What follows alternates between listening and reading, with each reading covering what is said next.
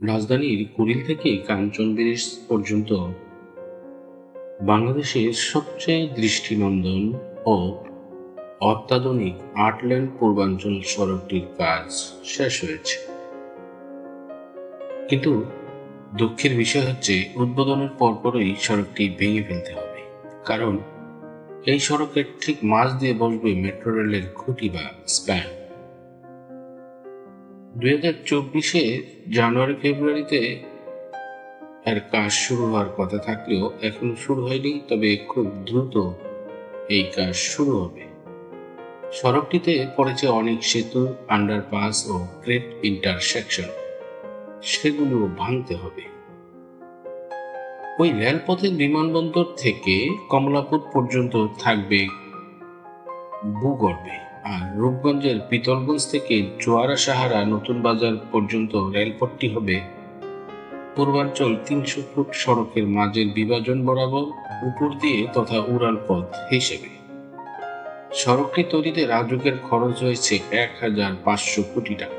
সড়কটিতে রয়েছে ১২টি সেতু, ৬টি আন্ডারপাস বা ভূগর্ভ দিয়ে পারাপার, ৫টি গ্রেট ইন্টারসেকশন ও ৬টি ফুট ওভারব্রিজ বা পথচারী উড়াল সেতু। প্রতিটি আন্ডারপাসের নিচে তৈরি করা হয়েছে কনক্রিটের জলাধার ট্যাঙ্ক ও ২টি পাম্পিং স্টেশন। রাস্তার মাঝ বরাবর মেট্রো রেলের খুঁটিগুলো বসলে এগুলো তো ভাঙা পড়বেই, রাস্তাটিও মারাত্মকভাবে ক্ষতিগ্রস্ত হবে। বিশেষজ্ঞরা বলছেন, রাজুকের ভুল পরিকল্পনার খেসারত দিতে হবে। পূর্বাঞ্চল নতুন শহর উন্নয়নের জন্য কুড়িল থেকে কাঞ্চন ব্রিজ পর্যন্ত প্রায় ১২ কিলোমিটার দীর্ঘ ৮ লেন সড়ক তৈরির প্রস্তাব ২০১৩ সালে একনেকে পাস হয়। পরে অর্থ স্বল্পতার কারণে ৩০০ কোটি টাকা ব্যয়ে ৮ লেনের পরিবর্তে ৪ লেনের সিদ্ধান্ত নেওয়া হয়। ২০১৫ সালে এই সড়কটির কাজ শেষ হয় বর্ধিত ৪২৪ কোটি টাকা ব্যয়ে। কিন্তু কাজ শেষ হওয়ার পরপরই পরিকল্পনার পরিবর্তন এনে রাস্তাটি সম্প্রসারণ, সার্ভিস রুট ও দুই পাশে ১০০ ফুট প্রশস্ত খাল খনন সহ আরও অনেক কিছু সংযুক্ত করে নেওয়া হয় ৩০০ ফুট সড়ক প্রশস্তকরণ প্রকল্প।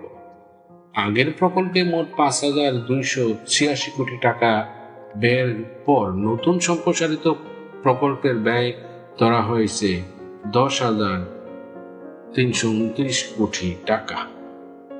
সড়কের মাঝে ৪ মিটার প্রশস্ত মিডিয়াম বা বিভাজন রাখা হয়েছে মেট্রো রেলের খুঁটি বসানোর জন্য।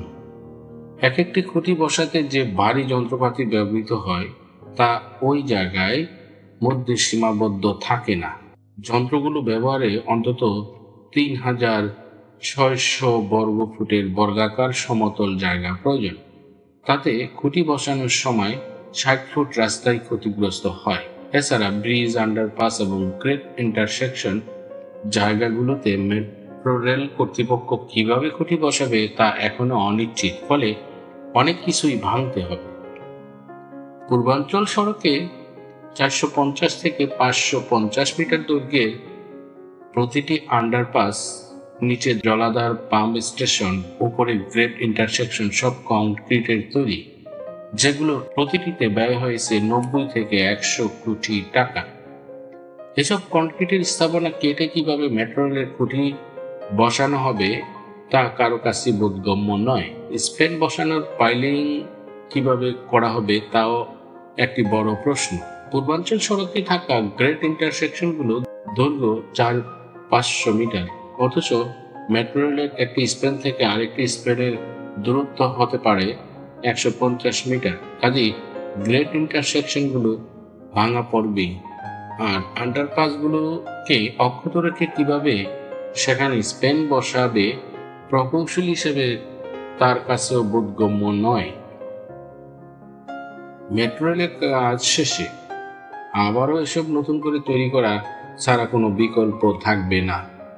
প্রথম তৈরি করা ৪ লেনের রাস্তাটি স্থায়িত্ব ধরা হয়েছিল ২০ থেকে ২৫ বছর। ওই রাস্তাটি চলতে পারত। উচিত ছিল মেট্রো রেল তৈরির পর পরবর্তী সম্প্রসারিত পরিকল্পনার বাস্তবায়ন। পূর্বাঞ্চল থেকে জোয়ার সাহারার অংশ মাটির নিচ দিয়ে নেওয়া যায় কিনা তারাও বলেছে সবকিছু চূড়ান্ত হয়ে গেছে, এখন আর নকশা পরিবর্তনের সুযোগ নেই। 550 মিটার দীর্ঘ দূরত্বে মেট্রো রেলের স্প্যান বসানো সম্ভব। বালু নদীর ব্রিজে সমস্যা হতে পারে, সেজন্য সেখানে 170 মিটার দূরত্বে স্প্যান বসানোর পরিকল্পনা আছে। পূর্বাঞ্চল সড়কে স্প্যানগুলো বসাতে গেলে সড়কের মধ্যে থাকা সবকিছুই ক্ষতিগ্রস্ত হবে।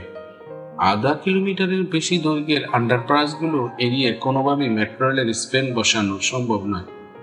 একটা পদ্ধতি থাকতে পারে, সেটা হলো কেবল বেজ এলিভেটেড ওয়ে নির্মাণ, কিন্তু সেটা অনেক ব্যয়বহুল, মেট্রো রেল চলাচলের জন্য অনেক কঠিন।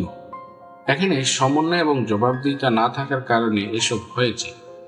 পরিকল্পনা কমিশন যে এটার অনুমোদন দিল, তারা এটা বুঝলো না, কারণ সেখানে পরিকল্পনাবিদ নেই, যে কারণে কিছুদিন পরপরই দেখা যায় একটি প্রকল্পের সঙ্গে আরেকটি প্রকল্পের সাংঘর্ষিক অবস্থা তৈরি হয়। এতে সরকারের অর্থ অপচয় হচ্ছে, জনগণের সরকারি অর্থের সুফল পাচ্ছে না। বন্ধুরা, যারা এতক্ষণ ভিডিওটি দেখলেন তাদের প্রত্যেককে জানাচ্ছি অনেক অনেক শুভেচ্ছা এবং ভালোবাসা। যারা ইতিমধ্যে চ্যানেলটি সাবস্ক্রাইব করে পাশে আছেন তাদের প্রতি অকৃত্রিম ভালোবাসা। যারা